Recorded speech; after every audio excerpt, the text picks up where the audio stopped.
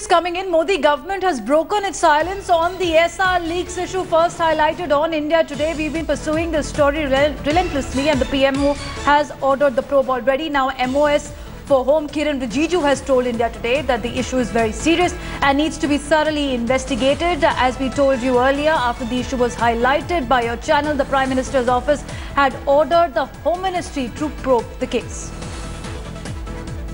Phone tapping का बड़ा मामला सामने आया है जिसमें कॉर्पोरेट का पूरा कॉर्पोरेट बार जो है अधिकारियों के मंत्रियों के फ़ोन टेप किए गए और सरकार जो है इस पे किस ढंग से आगे बढ़े। गृह मंत्रालय को पूरा मामला दिया गया, कैसे जांच कराएगी इस पूरे मुद्दे की?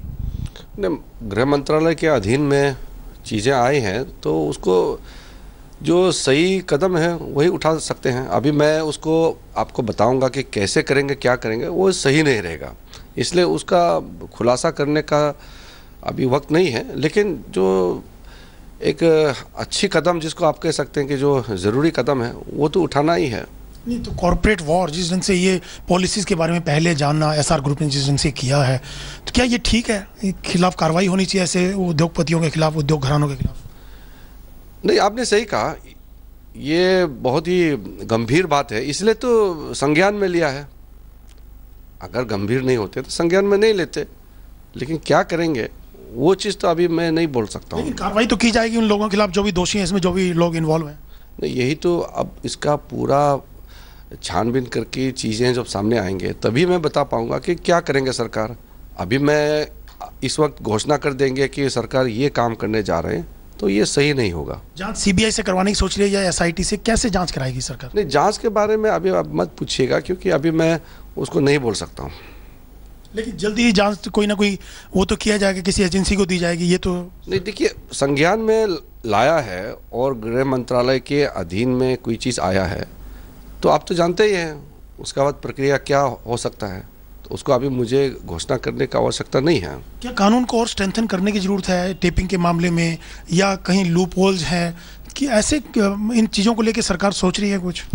देखिए, ये इंफॉर्मेशन टेक्नोलॉजी रिलेटेड मामले जितने भी होते हैं ये इवॉल्विंग है।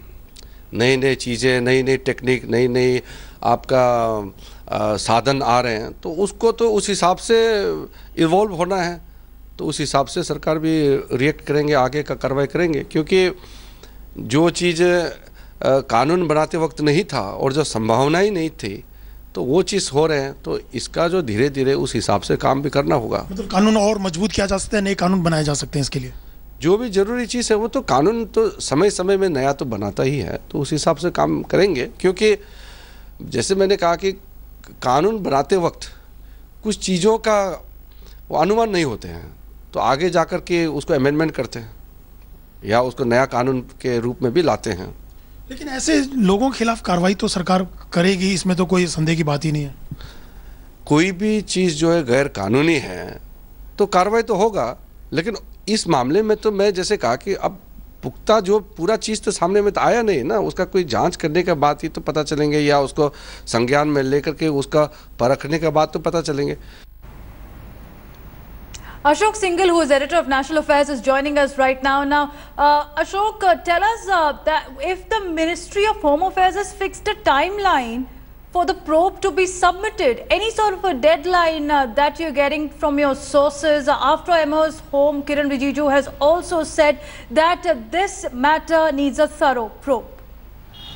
देखिए देवलीन, आप भी जो गृह राज्य मंत्री किरण रिजिजू, उन्होंने कोई टाइमलाइन तो नहीं दिया, लेकिन उनका ये कहना था कि इस पूरे मामले को देखा जाएगा, सरकार ने गंभीरता से लिया है और जो भी जरूरी होगा उसके लिए कार्रवाई की जाएगी। कानून बनाने की अगर बात होगी, स्ट्रेंथन करने की बात होगी, कानून स्ट्रेंथन किए जाएंगे, लेकिन जल्दी ही सरकार इस पूरे मामले में जांच बिठाएगी। वो सीबीआई से कराएगी, एसआईटी से कराएगी, किससे कराएगी वो तो गृह मंत्री ने, अभी राज्य मंत्री ने नहीं बताया, लेकिन इतना जरूर है मामला गंभीर है। पहली बार गृह मंत्रालय की ओर से यह बयान आया है और इस पूरे मामले को टेकअप किया जाएगा और जल्द ही इस मामले की तह तक पहुँच करके चीज़ें सामने लाई जाएंगी। Ji, but Ashok, also tell us that there has been also a letter which has been written by the lawyer Surain Uppal, who first highlighted the case to the Home Ministry, urging protection from the government. He claims there is threat to his life. Any lead on that you have gotten to know from your sources in the Home Ministry? Will he be provided protection by the government as long as the probe is underway? देखिए सरकार जो भी उनके पास जानकारी आती है, गृह राज्य मंत्री का यही कहना था, जो भी चीज़ें उनके संज्ञान में आती हैं उसको सरकार अपने तरीके से वेरीफाई करवाती है और उसमें देखती है कि कितना गंभीर मामला है, किस ढंग से इसको आगे बढ़ाना है। तो सरकार उस पर देख रही है कि कैसे किया जाएगा। जो लेटर लिखा है उसके बारे में सरकार संज्ञान लेगी।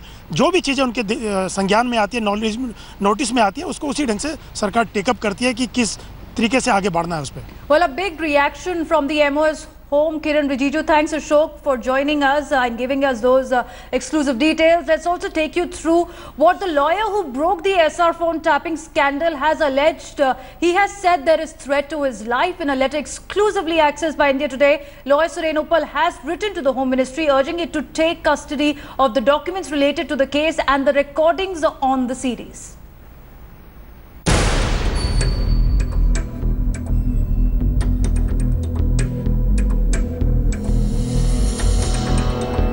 As the SR tapes explode, the Home Ministry is all set to probe just how India's top businessmen, politicians and bureaucrats were allegedly spied on, and if a corporate really tapped the phones of India's VVIPs. But even before the probe begins, the complainant, Supreme Court lawyer Suren Uppal, has claimed threat to his life. Uppal has written to the Home Ministry asking for an investigative agency to take custody of over 25 hours of alleged tape recordings. In the letter that has been exclusively accessed by India Today, Suren Uppal has written to the Home Secretary saying that the alleged documents related to the case and the recordings on the CDs are not safe in his offices, and that the possession of this crucial evidence is posing a threat to his life and safety. In his letter, Uppal also claims that he has spotted some suspicious activity in his neighborhood. Meanwhile, the alleged whistleblower in the case, Albasit Khan's claim that the tape recordings were handed over to him by Mumbai cop Vijay Salaskar has been demolished by the Mumbai police. Mumbai Commissioner Datta Rai Padsalgikar has explicitly told India Today that the Mumbai police never authorized any phone tapping of businessmen and politicians. With Rahul Kawal in Delhi, Bureau Report, India Today.